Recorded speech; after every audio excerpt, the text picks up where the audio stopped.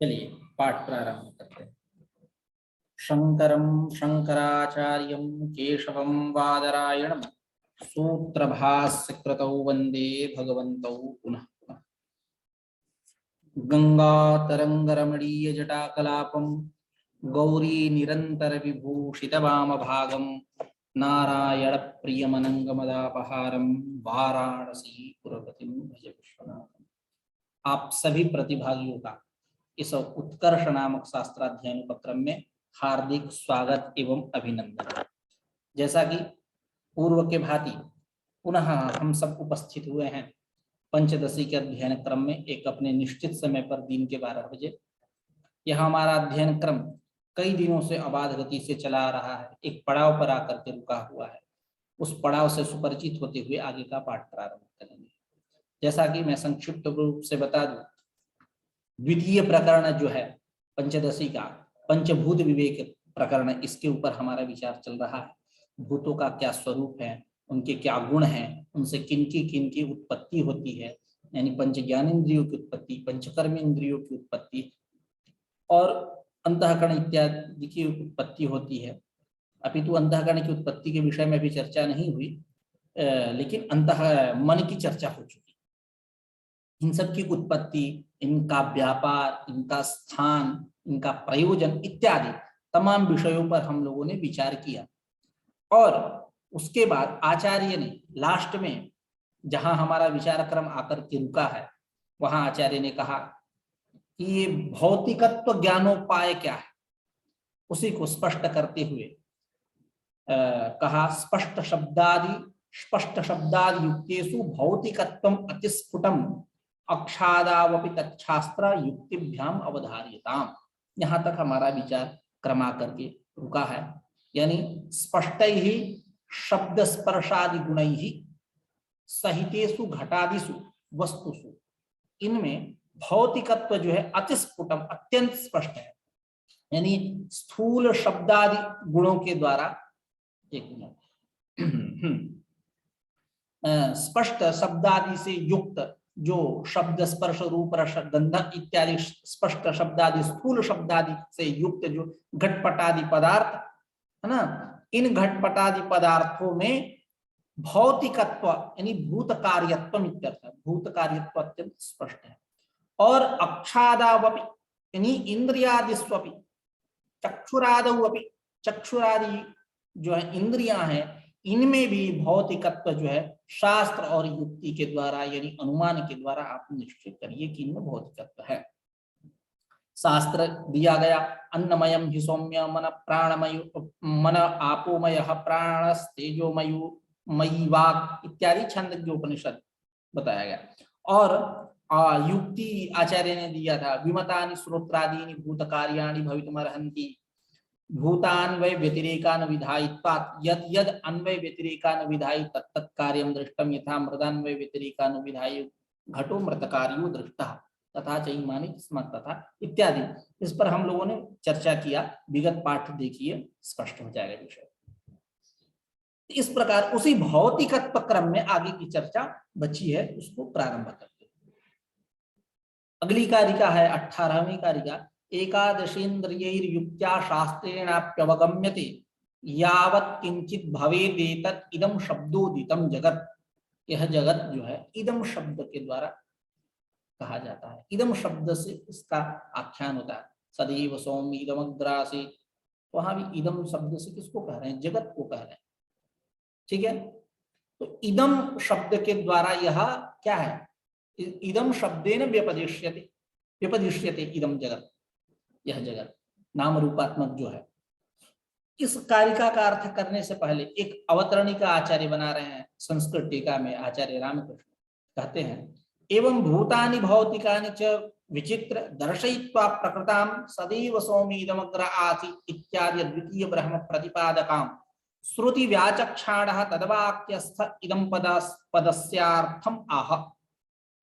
ठीक है, यानी इसके पहले तक 17वीं कारिका तक भूतानि भौतिकानि च वैचित्र दर्शिता, भूत सृष्टि यानी पंच महाभूतों की उत्पत्ति अपंचीकृत जब अवस्था में है, और भौतिक सृष्टि यानी भूत कार्यत्व उनके जो कार्य, ठीक है, इनको बतलाया गया है ना। भूतानि भौतिकानि च विचित्र दर्शयित्वा, विचित्र रूप से, नाना रूप से, कार्यों के साथ, व्यापारों के साथ, स्थानों के साथ इनकी चर्चा हुई, ठीक है। विचित्र दर्शयिता प्रकृताम, प्रकृत स्थल में सदैव सौम्येदमग्रासिति की अद्वितीय ब्रह्म प्रतिपादकाम श्रुतिम, प्रकृताम श्रुतिम, सदैव सौम्येदमग्रासि, हे सौम्य, यह जो एक अद्वितीय ब्रह्म है, जो सजातीय विजातीय स्वगत भेद शून्य है, यह ब्रह्म जो निरपेक्ष शक्ति है, चैतन्य शक्ति, इसमें सृष्टि के पहले यह नाम रूपात्मक जगत, यानी यह जगत जो है क्या था, अव्यक्त रूप से था। उस समय नाम रूप की उत्पत्ति नहीं थी। इति अद्वितीय ब्रह्म प्रतिपादकाम श्रुतिम व्याचक्षाणा, इस प्रकार अद्वितीय ब्रह्म की प्रतिपादक यह जो श्रुति है, उस श्रुति का अर्थ व्याख्या करने के लिए, करते हुए तदवाक्यस्य सदैव सौम्येदमग्रासित इत्यादि जो वाक्य है, इन वाक्य, इस वाक्य में रहने वाला जो इदम पद है, उस इदम पद का क्या अर्थ है, उसी को कह रहे हैं। तदवाक्यस्थ इदम पदस्यार्थम आह, ठीक है। देखिए, सदैव सौम्य इदमग्रासित, यह जो श्रुति वाक्य है, इसका कई प्रकार से लोग अर्थ करते हैं, ठीक है। आप तमाम संस्कृत टीकाओं को देखेंगे, हिंदी टीकाओं को देखेंगे, एक जैसा अर्थ नहीं मिलेगा।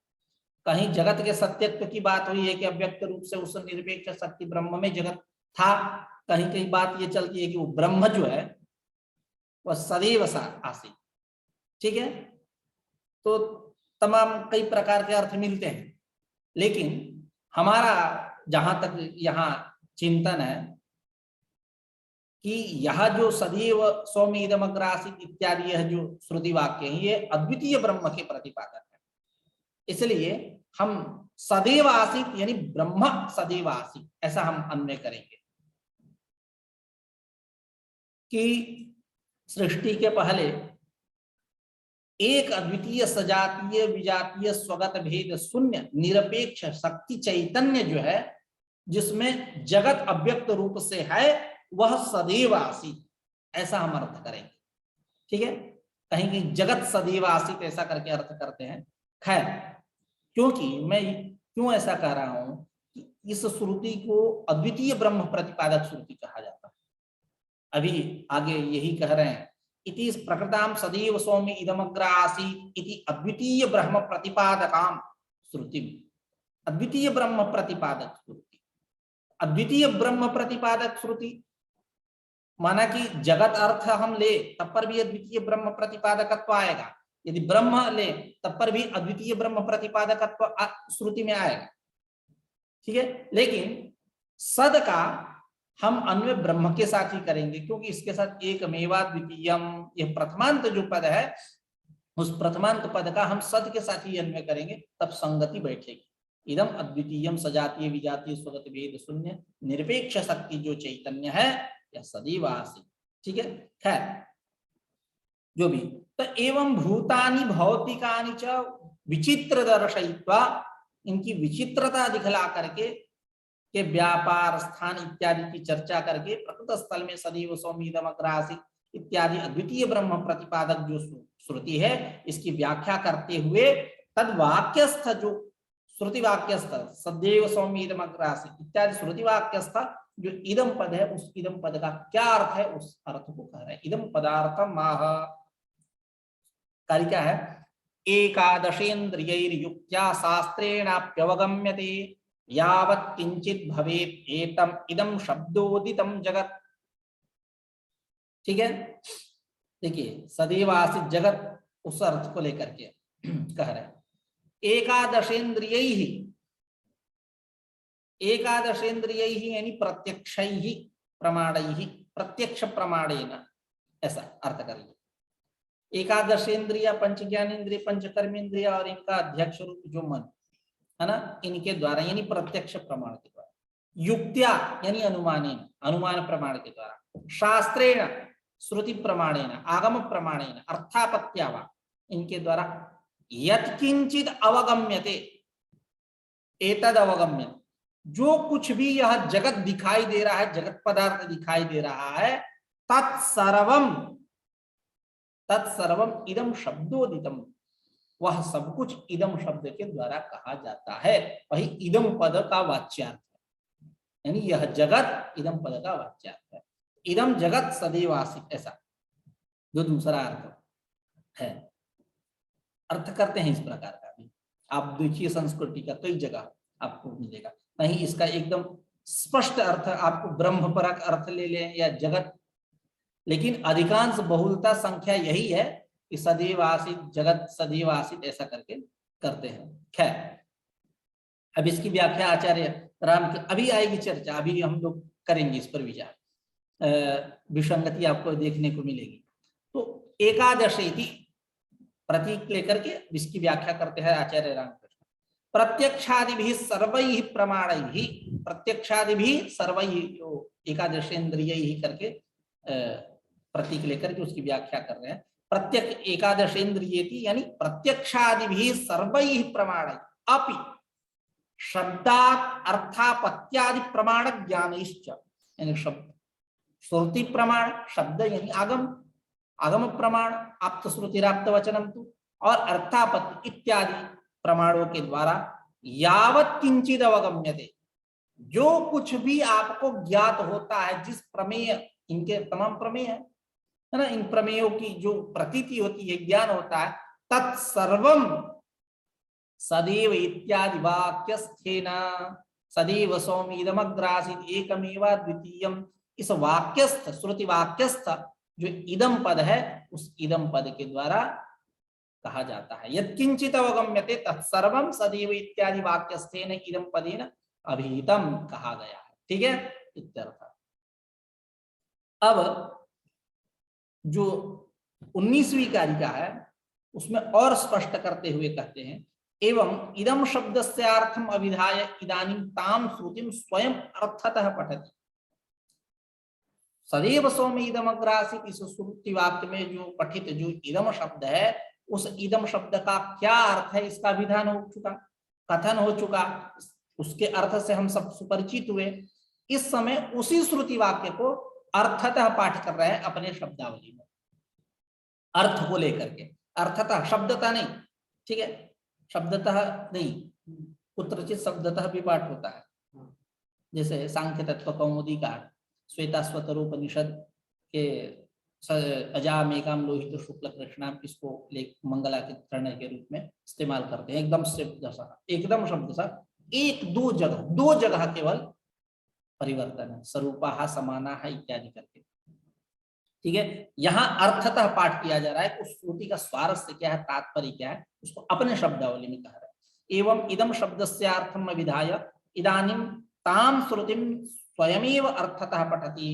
इदं सर्वं पुरा सृष्टेर एकमेवाद्वितीयकं सदैवासिन् नाम रूपे नास्तं इत्यारुणैर्वचः।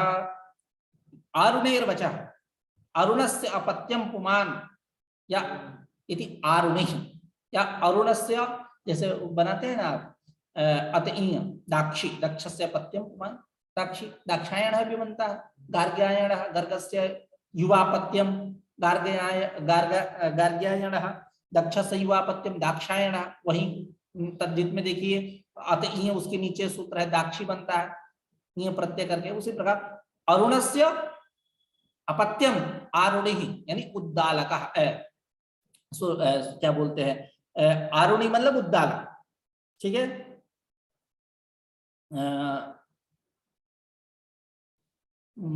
हाँ,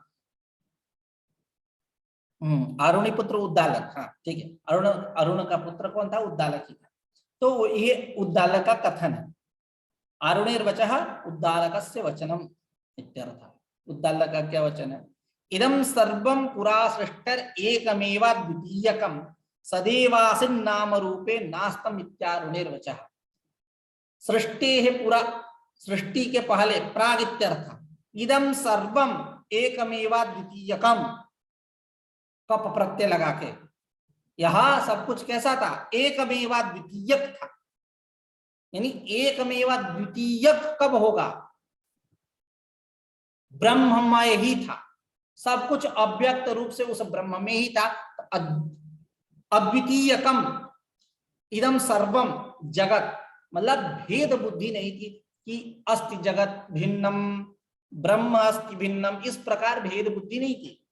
सृष्टेः प्राक् इदम सर्वम अद्वितीयकम, अद्वितीय ब्रह्म था, अर्थात सदैव आसक्त, अर्थात उसमें उस निरपेक्ष शक्ति में ब्रह्म में यह जो जगत जो था अव्यक्त रूप से था, लेकिन था सदैव आसक्त, सदैव आसक्त। नाम रूपे नास्तम, नाम और रूप उसमें नहीं थे, नाम रूप वो विनिर्मुक्त था जगत। बाद में जब उसकी उत्पत्ति हुई तब ना नाम रूप मिला, पहले नाम रूप नहीं था। ठीक है, इति आरुणेर वचः, ऐसा आरुणि का वचन है। तो वही सदैव सौम्य इदम अग्रासीत, उसी का अर्थ है। इदम इति अरुणस्य अपत्यम आरुणिः उद्दालकः तस्य वचनम इत्यर्थः। ठीक है, स्पष्ट है।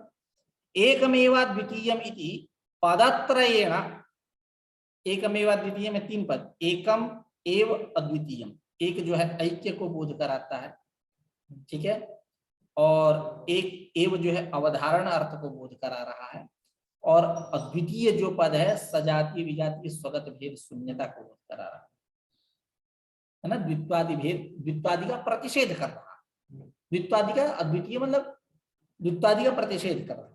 ठीक है, एकमेवा द्वितीयम इति पदत्रयेण, अब इसके ऊपर विस्तृत चर्चा करें। इति पदत्रयेण सद्वस्तुनि, सद्वस्तु कौन है, ब्रह्मणि, सद्वस्तु जो ब्रह्म, उस ब्रह्म में स्वगतादि भेद त्रयम प्रशक्तम, उस ब्रह्म में स्वगतादि भेद त्रय की प्रशक्ति हुई। स्वगतादि भेद त्रय, वो ब्रह्म है कैसा, तो स्वगत भेद शून्य है, सजातीय भेद शून्य है, विजातीय भेद शून्य है, लेकिन एकमेव द्वितीयम इत्यादि पदत्रयेण सद्वस्तुनि ब्रह्मणि स्वगतादि भेद त्रयम प्रशक्तम, स्वगतादि भेद त्रय की जो प्रशक्ति रही, भेद की प्राप्ति रही, उसका निवारयितुम, उसके निवारण के लिए, यानी तच्छून्यत्वम, शून्यत्वम प्रतिपादयितुम इत्यर्थ, क्योंकि वो कैसा है, स्वगतादि भेद शून्य है, स्वगत सजातीय विजातीय भेद शून्यत्वम, यही अर्थ करते हैं ना। अखंडार्थत्वम नाम सजातीय विजातीय स्वगत भेद शून्यत्वम, संसर्गासंगी सम्यग् हेतुता या गिराम्यम उक्ता खंडार्थता यद्वा प्रातिपदिकार्थता, यही अर्थ करते हैं। सजातीय विजातीय स्वगत भेद शून्य जो है वही है। सजातीय भेद जैसे अभी इसकी विस्तृत चर्चा करेंगे, जैसे पृथ्वी जो है जलादियों से भिन्न है, गुण रूप गंध रूप गुण के कारण वो भी सजाती है, जल इत्यादि द्रव्यत्वेन एक है लेकिन भिन्न है। और विजातीय भेद क्या है, पृथ्वी का स्वयं गुणादि से भेद, भिन्नता, पृथ्वी द्रव्य वो गुण है, या वो छोड़िए, ये सजातीय भेद, भिन्नता विजातीय भेद। स्वगत भेद का मतलब क्या होता है, स्वगत भेद जैसे घट में कपालक द्वय के संयोग से घट बनता है, तो कपाल अलग है घट अलग है, उसके अवयव है, कपाल कपालिका अवयव है ना, तो कपाल अलग है घट अलग है, इस प्रकार ये कैसा भेद हुआ, स्वगत भेद हुआ। ठीक है, या दूसरे शब्दों में हम कहें वृक्ष है तो पत्र पुष्प इत्यादि के द्वारा कौन सा भेद है, स्वगत भेद। वृक्षांतर से क्या हुआ, उसका सजातीय भेद हुआ। शिलादि से क्या हुआ, शिला पत्थर इत्यादि से क्या हुआ, विजातीय भेद हुआ। ठीक है, तो वो ब्रह्म कैसा है, सजातीय विजातीय स्वगत भेद शून्य। इसी को आचार्य ने कहा दूसरे शब्द में संसर्गा नवगाही ज्ञान, निर्विकल्पक जिसको बोलते हैं, संसर्गा नवगाही, वैशिष्ट्या नवगाही, संबंधा नवगाही, संसर्गा संग सम्यग्धि हेतुताया गिराम्यम उक्ता खंडार्थता यद्वा तत्प्रातिपदिकार्थता। गिराम्यम वाणी नाम इयम या ही हेतुता कीदृशी, संसर्गा संग सम्यग्धि, धी मतलब बुद्धि ज्ञानम, ऐसा ज्ञान, संसर्गा संग सम्यक, संसर्गा संबंध, असंगी मतलब अनवगाही, सम्यक मतलब समीचीनम, धी मतलब ज्ञानम बुद्धि, अर्थात क्या अर्थ आया, संसर्गा नवगाही, संसर्गा संगी सम्यक धी, यानी संसर्गा नवगाही ज्ञानम तदेव निर्विकल्पकम तदेव अखंडार्थत्वम, एतादृशम यज्ञानम तज्ज्ञानम अखंडार्थ इति पदेन उच्यते। ठीक है, स्पष्ट है। तो संसर्गा संगी सम्यग्धि हेतुताया गिराम्यम उक्ता खंडार्थता, यही क्या है, बाड़ी नाम नियम ही या हेतुता सा अखंडार्थता अथवा प्रातिपदिकार्थ मात्र परत्वम वा अखंडार्थत्वम। ठीक है, तो एकमेवाद्वितीयम इति पदत्रयेण, एकम एव अद्वितीयम इति पदत्रयेण सद्वस्तुनि यानी ब्रह्मणि स्वगतादि भेद त्रयम सजातीय विजातीय स्वगतादि भेद त्रयम प्रसक्तम निवारयितुम यानी तन्निवारयितुम अर्थात तच्छून्यत्वं प्रतिपादयितुम लोके स्वगतादि भेद त्रयम तावत् दर्शयति। लोक में पहले जो स्वगतादि भेद है उनसे तुम पहले परिचित हो जाओ, उसके बाद स्वगतादि भेद शून्यत्व तक धावन करना है ना। निवारयितुम लोके स्वगतादि भेद त्रयम तावत् दर्शयति। वृक्षस्य स्वगतो भेदः पत्र पुष्प फलादिभिः वृक्षांतरात् सजातीयो विजातीयः शिलादितः। ठीक है, बात समझ में आई? वृक्षस्य स्वगतो भेदः पत्र पुष्प फलादिभिः, पत्र पुष्प फलादि के समान वृक्ष में पत्ते भी होते हैं, फूल भी होते हैं, पुष्प भी होते हैं, पुष्प फल भी होते हैं। आम ले लो तो मुंजर जो है आम का, मुंजे जिसको बोलते हैं है ना, मोजर, ठीक है, मोजर, ठीक है, लेकिन मुंजे का दूसरा आता है मुंज, कांदे मुंज ने साजो वाला, ठीक है, मेखला जिससे बनती है, खैर वो अलग है। तो आम का मोजर, उसका क्या हुआ? पुष्प हुआ। उस फल क्या हुआ? आम। और किशले पत्ते जो पहले कोमल रहते हैं, उसके बाद धीरे धीरे प्रौढ़ावस्था में आके बुढ़ापा आता है, पतझड़ आता है, झड़ जाते हैं, पुष्प पत्ते हो गए। तो पत्र पुष्प फलादिभिः वृक्षस्य कीदृशः भेदः? स्वगतः भेदः।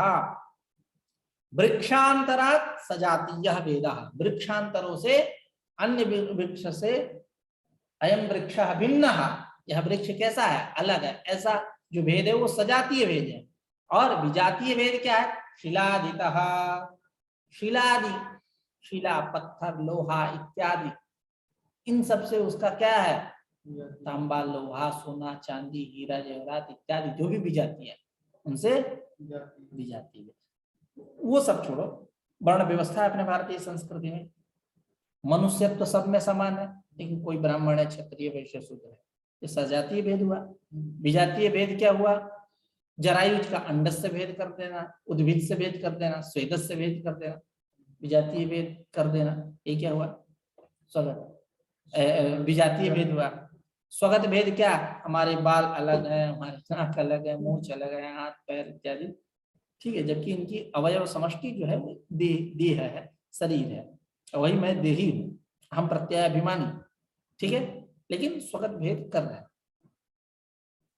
जैसे पत्र पुष्प फलादि के समान के द्वारा वृक्ष का भेद हुआ, ठीक है। इस पे कोई संस्कृति का आचार्य ने नहीं लिखा, स्पष्ट है वृक्ष से। अब आगे कह रहे हैं,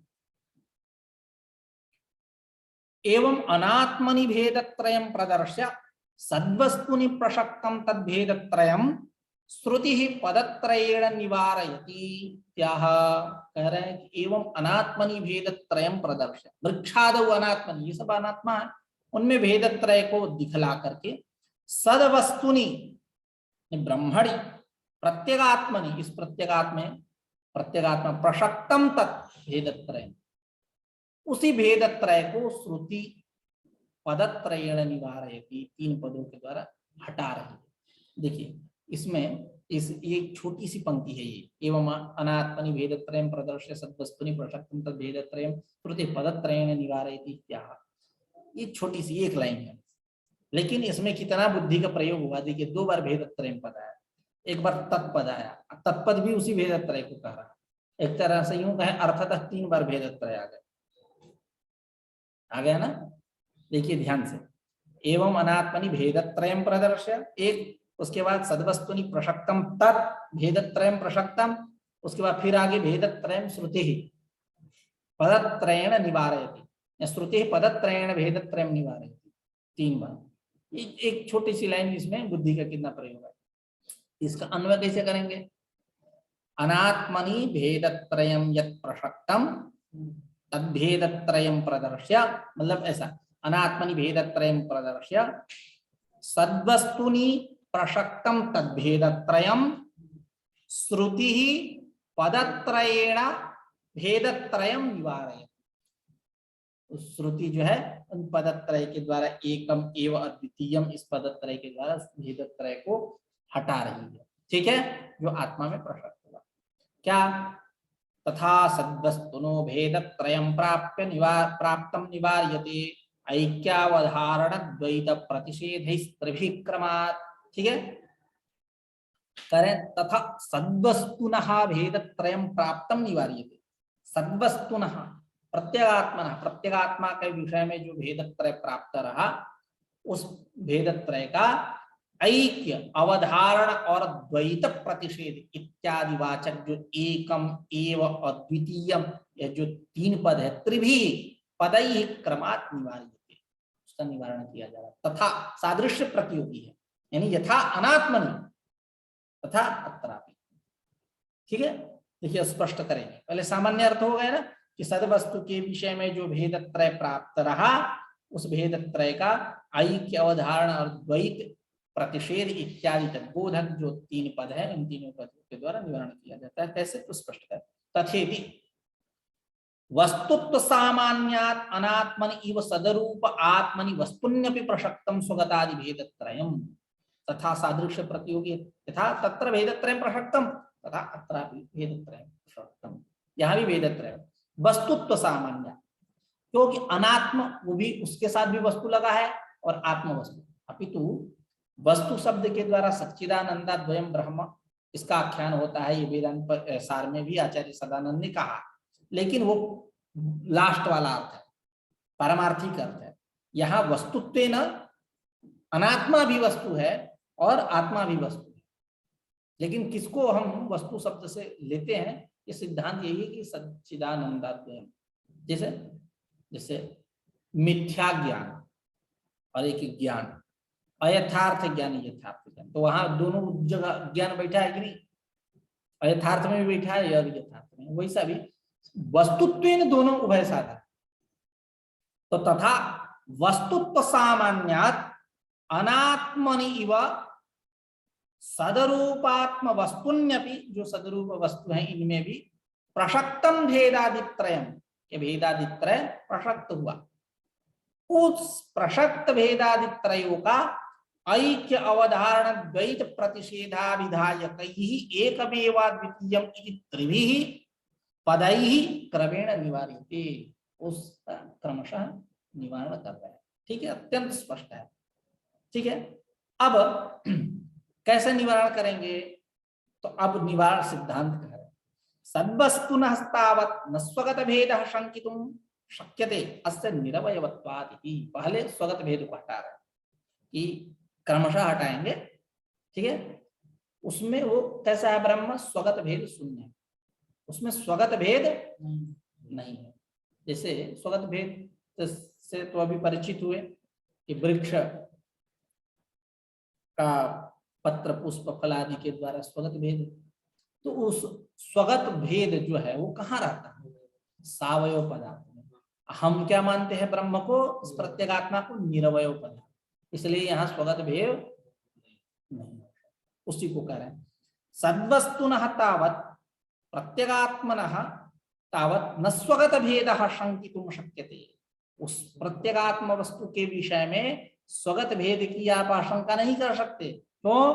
अस्य निरवयवत्वात्, क्योंकि वो प्रत्यगात्मा जो है निरवय पदार्थ है, उसी को कह रहे हैं। सतो नावयवाः शंक्यास्तदंसस्या निरूपणात् नाम रूपेण तस्यांसौ तयोरद्याप्यनुद्भवात्। देखिए, सतः नावयवाः शंक्याः, सद वस्तु जो है प्रत्यगात्मा है, उसके अवयव हैं ऐसी आप आशंका नहीं कर सकते। क्यों? कि तदंसस्य अनिरूपणात्, क्योंकि उसके अंश का कभी निरूपण नहीं हुआ, न कर सकते हैं कि ये उसके अंश है। समझ में आया? स्वगत भेद के लिए अंश चाहिए ना, अंश होना चाहिए ना, व्यवहार, अंश व्यवहार होना चाहिए। तो उसके अंश कौन है इसका निरूपण ही नहीं हुआ। तो किसी ने कहा कि नहीं नहीं, नाम रूप की जो चर्चा करके आए हो, यही नाम रूप इसके अंश है, तो करेंगे नहीं, ये नहीं कर सकते। क्यों? कि नाम रूप जब सृष्टि की उत्पत्ति नहीं हुई है, जब वो अकेले पूरे ब्रह्मांड में घूम रहा है, ब्रह्म द्वितीय रूप, उस समय नाम रूप की तो उत्पत्ति ही नहीं है, कैसे इसको अंश के रूप में मान लें? समझ में आए? बाद में नहीं उनकी उत्पत्ति हुई, उसकी विवर्त के कारण विवर्त किया, विक्षेप शक्ति, अज्ञान की विक्षेप शक्ति से सृष्टि हुई। ब्रह्म जगत का ब्रह्म का विवर्त जगत है। बाद में नाम रूप इत्यादि प्रतीत हुए ब्रह्म में। अस्ति भाति प्रियम रूपम नाम चैत्यंस पंचकम आद्यम त्रयम ब्रह्म रूपम जगत रूपम तत्वम, बाद में उत्पन्न हुए, पहले तो है नहीं। इसको कैसे हम अंश के रूप में इस्तेमाल कर सकते हैं? ठीक है, उसको कह रहे हैं सतो नावयवाह संख्या, सद वस्तु जो प्रत्यगात्मा है उसके यह अवयव होते हैं, ऐसी आप आशंका नहीं कर सकते, क्योंकि तदंश से निरूपणात्, उसके अंश का निरूपण नहीं हुआ। तो नाशंख्या हमें हेतु क्या हुआ? निरूपणात्, तदंश से निरूपणात्। किसी ने कहा कि नाम रूप ये अंश है, तो करें नाम रूपे न तस्य अंशो, उसके अंश नहीं हो सकते। क्यों? तयोः अद्याप्यनुद्भवात्, अद्यापि सृष्टि है प्राक, पूरा सृष्टि के पहले ये नाम रूप जो है तयोः नाम रूपयो अनुभव की उत्पत्ति नहीं है। उसी को कह रहे हैं आचार्य रामकृष्ण अपने शब्दावली में, सतः इति नाम रूपयोः सदवयत्वं किं न स्यात् इत्याशंक्य सृष्टेः पुरा तयोः अभावात् न सदंसत्वम् इत्याह नामेति। अत्यंत स्पष्ट है कि सतः इति नाम रूपयोः सदवयत्वं किं न स्यात्, नाम और रूप इन दोनों को हम सदवस्तु का अवयव क्यों नहीं माना? इत्याशंक्य, यदि आप ऐसी आशंका कर रहे हो तो ठीक आशंका नहीं है, क्योंकि सृष्टि है पूरा तयोः अभाव, सृष्टि के पहले इन दोनों का क्या है? अभाव है। इसलिए न सदंसत्व, इसमें सदंसत्व, सदंस होने की योग्यता नहीं है, सदवस्तु के अंश होने की योग्यता नहीं है, क्योंकि यह उस समय है ही नहीं। इत्या है, इसी बात को कहते हैं नामेति तृतीय चरण के द्वारा, नाम रूपे न तस्यांश, नाम रूप उस सच्चिदानंद के प्रत्यगात्मा के सदवस्तु के अंश नहीं है, क्योंकि तयोः अद्यापि अनुभवात्। ठीक है, आज की चर्चा यही समाप्त करते हैं। ठीक है, अगली चर्चा कल करेंगे। कुतो नाम रूपयोः अभावः इत्याशंक्याः। ठीक है, आज की चर्चा यही समाप्त। कल आगे की चर्चा करेंगे। कुछ पूछना है तो पूछ सकते हैं। नमस्कार।